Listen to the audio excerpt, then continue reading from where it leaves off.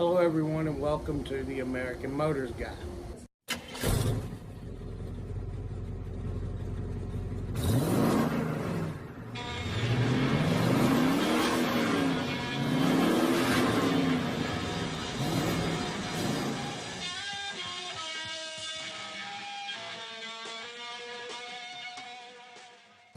In this edition we're going to talk about special cars. Alright. American Motors used almost every trick in the book to sell cars that they could possibly use. Just like everybody else, between Oldsmobile and Buick and Chrysler and whoever else was out there selling their cars, you had to come up with a way to sell your vehicles, right? Well, in 1957, American Motors decided to take the Rebel and make a very fast car. Not their intention to make the fastest car, their intention was to make a quick, very powerful car. Well, the Rambler Rebel became the second fastest production vehicle, and the only thing to outrun it was a Corvette. Now this car became the formula for the muscle car. We've heard a lot of people say that, but it was the formula, the whole entire deal. The lightweight, mid-size, big V8, and a letter E. Alright. Well, in 1967, the Rebel name returned, and it had returned on a few of the classics, which was basically a package, the classic Rebel. So that name has stuck throughout the years since 1957, and it kind of just jumped from here to there, and then in 1967 it became a car. All right. Now, they did in 1967 and a half, they decided that they needed to release a few specials. So they decided they would do 3 different Rebel wagons. And the Rebel wagons they decided to do were going to be the Briarcliff, the Westerner, and the Mariner. All right. So we're going to kind of go through each one, and you can see any of the examples at the Rambler Ranch. So a shout out goes out to Terry Gale at the Rambler Ranch. All right, guys, you can see any one of those 3. He has beautiful specimens in his showroom deal. All right, now you had the east and the southeast and a little bit of the Midwest is where the Briarcliff was sold. Now the Briarcliff was the Matador red paint, and then down the side was a simulated leather pebbled type deal, and it was black. So a black interior and this bright Matador red paint, and this thing just pops like you could not believe. And this car had its own C-pillar badge, which was a Cornwellian helmet. So these cars were sold in special areas, special districts, and that sort of stuff. All right, then you had, and they had about 400 of the Briarcliffs. All right, so then we went to the Westerner. Now the Westerner, now this thing was frost white. It had a buckskin interior, and on the C-pillar badge with the Pony Express. So that was a cool little deal there. So they sold those in the Midwest, west of the Mississippi is where most of those were sold. All right, now the Mariner. This thing is gorgeous. It's Barbados blue with bleached teak wood grain and an interior of dark blue with white piping. And the C-pillar badge was a little anchor. Now, when we're talking about special cars, you know, 1969, you had 52 of the SS AMXs. And they were all done by Hearst and mainly H.L. Shanahan.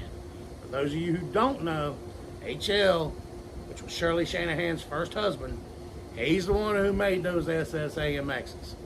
He's the one who calculated and figured it out, because that's the reason why when he built the one that he built for Shirley, he knew it was the fastest one he would ever going to make. And that's how Shirley got that one. All right? When you're the guy that's building them, you get to pick them. All right. So they had some, and they built those cars to compete in NHRA racing. And then, as most of you know, you'll see photos or you'll see some of the SS AMXs with a 70 front end on it. And some of them even went as far to put the 70 rear end on them. And just wanted everybody to know that that was done, and I even have photographs of AMX1 done in the 70 deal sitting in my dad's bay at Atlantic AMCG. Now, when we talk about the SS AMXs, there were so many different crazy names like the Frog and Cotton Candy and the Sheriff of Nottingham and Drag-On Lady, AMX1, Pete's Patriot. And they had a lot of, you had a lot of crazy names on a lot of different cars. So just wanted to pop out some of those great names. All right. Also in early 1969, they had a run with the SC Ramblers. SC. Scramblers. That's what most people call them. And that's the red, white, and blue Hearst edition of the Rambler. Everybody loves those. Now, we all know them, AKA, as the Scrambler, but we also know that they came in two different paint schemes. You had an A scheme and a B scheme. All right, so we want to make sure that you know the difference. All right. Now, the first Rebel machine that was ever done was done on a 1969, and they murdered it out. It was all black, everything. So all you see on the side is it says the machine. And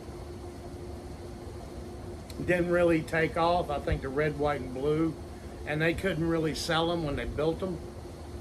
They were having a hard time selling them. So, and I think that had more to do with the insurance than the price or the car. I think it had a lot more to do with insurance. All right. Now, in 1970, you had the TA Javlins. And these cars were superb, done to perfection. They did 100 of them, and they are some awesome pieces of machinery to sit, look at, and enjoy. If you ever own one or had one, God bless you, because my Lord, that is a stunning automobile. All right. Now, they did other crazy things. In 71, they pulled in Gucci. Hey, Gucci, can you build us an interior? After he made a set of luggage for a Rolls Royce. And they went to Gucci and said, hey, why don't you do a car up for us? Then they did Canassi. Canassi did a Matador. And then you had Pierre Cardin. We all know Pierre Cardin, right? Pierre Cardin. He did the crazy interior on some of the Javelin AMXs. You can see that in another video. And it's just crazy how AMC did what they could to make things right and to get cars out there. Now, and also you had the 71, you had the SC360s, and what about the XR Gremlins? Another crazy thing. All right, so, but I kind of want to go back to 1969, and let's talk about some of the wild colors that were about to come out. They had a color called tangerine and blue you've never seen. And how about electric green, man? Now, they slapped these crazy colors on some Rebels, and they decided to put them as a package and call them the Rebel Raider. Now, the Rebel Raiders were a package car. You got power steering, sport steering wheel, black vinyl top, bench seat, single exhaust, V8 290, and AM radio, automatic transmission. Not a bad package. So you had everything you needed. Power steering, power brakes, sport steering wheel, V8, and a wild paint job. Everything you could think of. Now we all know that those colors eventually became Big Bad Orange, Big Bad Blue, and Big Bad Green. But these Rebel Raiders were only sold in the New York, New Jersey area. So the West Coast never saw them.